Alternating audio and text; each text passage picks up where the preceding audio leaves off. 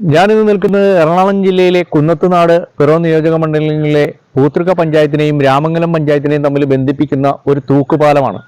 വളരെയധികം ടൂറിസം ബന്ധപ്പെട്ടിട്ടുള്ള തമ്മാനിമറ്റം എന്നുള്ള സ്ഥലത്തുള്ള ഒരു തൂക്കുപാലത്തെ കുറിച്ചാണ് ഞാനിന്ന് പറയുന്നത്. എൻ്റെ പുറകിൽ കാണാൻ നിങ്ങൾക്കറിയാം, 2018 പ്രളയത്തിൽ തകർന്നുപോയ ഒരു തൂക്കുപാലമാണ്. 6 വർഷമായി ഇന്ന്. പക്ഷെ ഇതുവരെയുമായിട്ട് ഈ തൂക്കുപാലത്തെ പുനർനിർമ്മിക്കാൻ നമ്മുടെ അധികാരികൾക്ക് കഴിഞ്ഞിട്ടില്ല.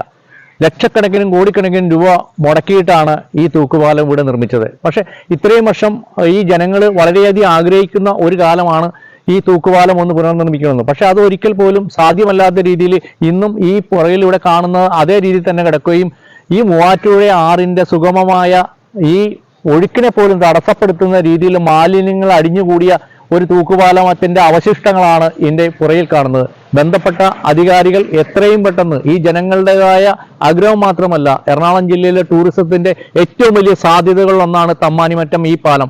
ആ പാലം പുനർനിർമ്മിക്കണമെന്നാണ് ഇവിടുത്തെ ജനങ്ങൾ ആവശ്യപ്പെടുന്നത്. ആ വാർത്താവിശേഷത്തിലേക്ക്. എൻ്റെ പേര് പൗലോസ് എന്നാണ്. എൻ്റെ വീട് കറിയപ്പള്ളിയിലാണ്.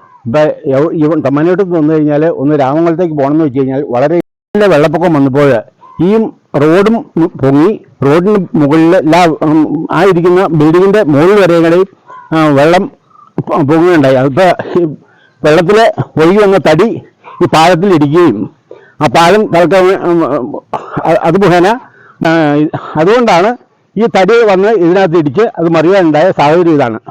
ഇടയ്ക്ക് ഇവിടെ വരാറുള്ളത് ഞങ്ങളുടെ ഒരു ബന്ധുവീട് ഇവിടെയുണ്ട്. അപ്പോൾ ഞങ്ങളിവിടെ വരുമ്പോൾ ഈ തൂക്കുപാലം കയറി അപ്പുറം പോവുകയും ഞങ്ങളുടെ കുടുംബാംഗങ്ങളും പിള്ളേരും എല്ലാവരും കൂടി തൂക്കുപാലത്തെ ആശ്രയിച്ച് അങ്ങോട്ട് പോവുകയും പുഴയിൽ ഞങ്ങൾ കുളിക്കാനൊക്കെ എപ്പോഴും ഞങ്ങൾ വരണയാണ്.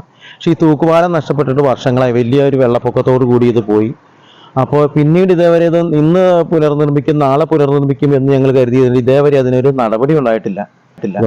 ഇതുണ്ടാവും, അധികാരികളുടെ ഭാഗത്തുനിന്നുണ്ടാവും എന്നൊരു പ്രതീക്ഷിക്കുന്നു.